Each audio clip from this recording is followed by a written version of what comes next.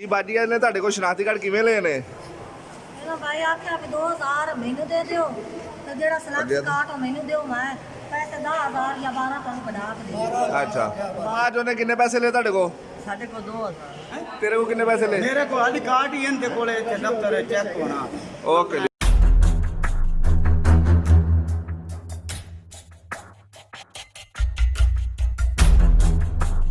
खबरों का सिलसिला आगे बढ़ाते हुए आपको अपडेट करते हैं उकाड़ा से।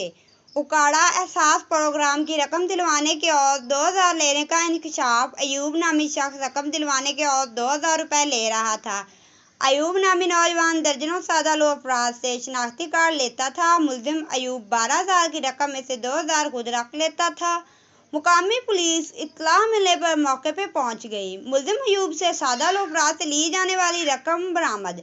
पुलिस मुलजिम अयूब से तहकीकात कर रही है। मुलजिम अयूब 22 GD का हर लम्हा हर खबर शान से